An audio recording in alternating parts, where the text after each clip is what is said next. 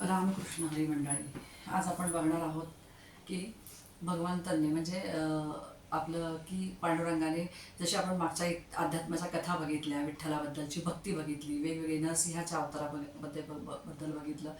तर आज आपण बघणार आहोत की जसं की संत सावतामाळी महाराज आणि म्हणजे विठ्ठल भक्ती काय आहे, ही कथा काय आहे. तुम्हाला तर माहिती आहे, आपण बघतो की आता इतिहासामध्ये आपण हे नाव ऐकतो, संत सावतामाळी. आपण म्हणतो ना, काही भाज्यांच्या दुकानावर पण नावं असतात बघा, संत सावतामाळी. सावतामाळी म्हणजे काय, तर सावतामाळी म्हणजे तो एक गरीब शेतकरी होता आणि जो की भाजी म्हणजे शेतीमध्ये काम करायचा आणि शेतीमधून निघणाऱ्या ज्या काही गोष्टी होत्या आणि विठ्ठलाची भक्ती करायचा, म्हणून त्याला ते आपण नाव असं आहे त्यांचं की संत सावतामाळी.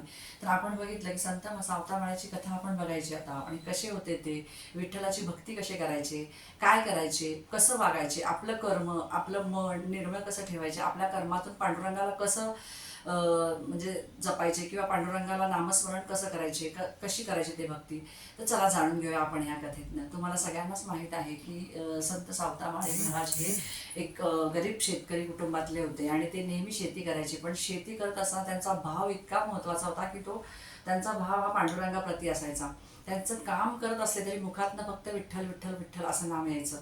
म्हणजे त्यांनी सांगितलं की मी कितीही काम करत असलो, आपण कितीही काय करत असलो, तरी आपल्या मनामध्ये भाव असला पाहिजे आणि हाताने कर्म करत राहायचं, हे ते नेहमी सांगायचे.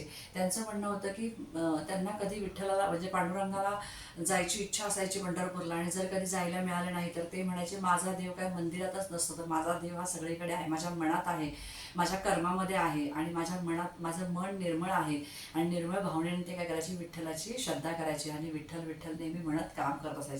ते म्हणायचे, माझ्यासाठी भक्ती आणि कर्म म्हणजे काम आणि भक्ती या दोन वेगळ्या गोष्टी नाही आहेत, ह्या एकच आहे. मी हाताने काम करतो आणि मनाने नामस्मरण करतो, असं नेहमी ते संत सावतामाळी महाराज म्हणायचे. आणि ज्यावेळेस त्यांना जायला भेटायचं नाही, तेव्हा ते मनामध्येच म्हणायचे की पांडुरंगा, मला तिथपर्यंत येता नाही आलं, पण पांडुरंग माझ्या मनात आहे.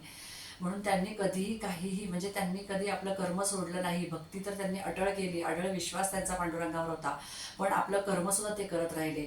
आणि म्हणजे त्यांनी काय सांगितलं की त्यांची अशी इच्छा असायची की लोक म्हणतात की आपण देवळामध्ये जातो, अभिषेक करतो, पूजा अर्चा करतो, म्हणूनच आपल्याला देव भेटतो का, तर असं नाही. तुमच्या मनामध्ये जर देव असेल तर तुम्ही पंढरपुरातही जायची गरज नाही आहे, देवच तुमच्या दारामध्ये धावत येईल. आणि जेव्हाही आपले जे सावतामाळी आहेत ते काय करायचे की नेहमी पूजा अर्चा करायचे नाही. त्यांनी असं केलं का, मी पूजा अर्चाच करतो, फक्त मी देवामध्ये बसतो, फक्त मी विठ्ठलाचीच भक्ती करतो, असं काही केलं का, नाही. त्यांचा पांडुरंगावरती अढळ विश्वास होता. ते शेतातलं काम करायचे, आपल्या संसाराला, आपल्या कुटुंबाला सांभाळायचे, कुटुंबाची जबाबदारी घ्यायची, शेतीचे काम करायचे, आणि त्याच्यानंतर ते एवढं सगळं करून आपलं घर दार, मुलं बाळ, संसार सांभाळून ते विठ्ठलाची भक्ती करत असत. आणि सगळं करत असताना त्यांना काय व्हायचं की त्यांनी जगाला हाच संदेश दिलाय की ज्यावेळेस आपल्याला भक्ती करायची आहे, हे तुम्ही थोतांड मांडू नका भक्तीचं, तर तुम्ही तुमच्या घरच्या जबाबदाऱ्या सांभाळून सुद्धा भक्ती करू शकता. पांडुरंगाचं नाम मुखात घ्या, तुम्ही तुमचं काम करा आणि काम करता करता पांडुरंगाचं नाम घ्या, बघा तुम्हाला कसं वाटतंय ते. ते म्हणायचे की त्याच्यासाठी मंदिरात जाऊन तासन तास बसावं लागतं का, त्यासाठी मोठी जागा विकत घ्यावी लागते का, मोठा आणखीन काही विकत घ्यायचं असतं का, की त्यासाठी पैसा खर्च करावा लागतो का, नाही. तुम्ही ज्या क्षणात बसलेला आहात, ज्या ठिकाणी बसलेले आहात, जे काम करताय, व्यवसाय करताय, नोकरी करताय, त्याच्यानंतर काहीतरी तुम्ही अजून काही काम करताय, तेव्हा तुम्ही ते नाम मुखामध्ये घ्या. तर त्यांनी सोप्या भाषेमध्ये एक उदाहरण सांगितलेलं, जेव्हा आपली आई हा स्वयंपाक करत असते त्यावेळेस तिच्या मनामध्ये फक्त आपल्या मुलांचा विचार असतो. तसंच त्यांनी सांगितलं की ज्यावेळेस संत सावतामाळी शेतीमध्ये काम करत असतात ना, तर शेतीमध्ये काम करत असताना फक्त त्यांचं काम करतात, पण मनामध्ये भाव हा फक्त पांडुरंगाचा असतो. आणि पांडुरंगाखेरीज त्यांना दुसरं काहीही भाव मनामध्ये ठेवत नाही ते. आणि म्हणून त्यांची भक्ती ही पांडुरंगावरची अढळ भक्ती आहे. आणि अढळ भक्ती असल्यामुळे, विश्वास असल्यामुळे आज पांडुरंगाप्रती त्यांचं काय झालेलं आहे की चांगलं मार्ग मिळालेला आहे त्यांना. आपण बघतो की त्यांनी काय सांगितलेलं आहे, एक भक्तीचा मार्ग तुम्ही निवडा, एकच भक्तीचा मार्ग निवडा. त्याच्यानंतर तुम्ही काय करा की मनापासून देवाची प्रार्थना करा. त्याच्यानंतर तुमचे कर्म प्रामाणिक ठेवा. त्याच्यानंतर तिसरं त्यांनी सांगितलं की तुम्ही तुमचा साधेपणा आणि प्रामाणिकपणाने तुम्ही जगा. आणि ज्यावेळेस त्यांनी ह्या जगाला हा संदेश दिला की तुम्ही साधे प्रामाणिकपणाने तुमचं कर्म चांगलं ठेवा, त्याचबरोबर भगवंताचं नाम जपत राहा आणि भगवंतावरती अढळ विश्वास आणि श्रद्धा ठेवा, तरच तुम्ही बघा भगवंताप्रती पोहोचण्यासाठी तुम्ही लायक व्हाल. आणि मग ह्या ज्यावेळेस ह्या सगळ्या कथांमधून आपल्याला हेच समजतं, ह्या कथेमध्ये त्यांनी प्रॉपर हे सांगण्याचा प्रयत्न केला केला की विश्वास तुम्ही फक्त देवावरती ठेवा. देव म्हणत नाही मला मोठी प्रॉपर्टी हवी आहे किंवा मला मोठी जागा जमीन हवी, अजिबात नाही. देव म्हणतो फक्त मनामध्ये देवाचा भाव ठेवा आणि कर्मातनं तो उतरवा. तुम्हाला बघा, देव कुठेही असला तरी तुमच्या हाकेला वेळेला हाक देऊन तो उभा राहणार आहे. हे संत सावतामाळ्यांनी सांगण्याचा प्रयत्न केला आहे. याच्यासाठी आपल्याला कुठलेही आपले काम धंदा सोडण्याची अजिबात गरज नाही आहे. तुम्ही काम करा, तुमचं कर्तव्य पार पाडा आणि कर्तव्य पार पाडूनच तुम्ही भक्ती करा.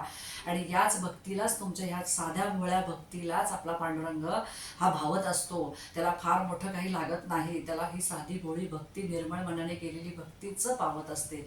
आणि असंच संत माळी महाराजांनी केलं आणि त्यांनी आपल्या पांडुरंगाप्रती असलेला भाव व्यक्त केला आणि या सगळ्या कर्मातनं त्यांनी उतरवला आणि स्पष्टपणे जगाला हाही संदेश दिला की कधीही देवावरती विश्वास हा कायम दायम ठेवा. कितीही संकट आली, कितीही काही झालं तरी देवावरचा विश्वास हा डगमगून देऊ नका आणि तुम्ही प्रामाणिकपणे प्रयत्न करत राहा, नामस्मरण करत राहा, जप करा. नक्कीच एक ना एक दिवस तुमची व्यथा देवापर्यंत पोहोचेल आणि देव नक्कीच तुमच्या हाकेला धावून येईल. जे की संत सावतामाळ्यांची जशी काही भक्ती होती तशीच भक्ती तुम्ही करा.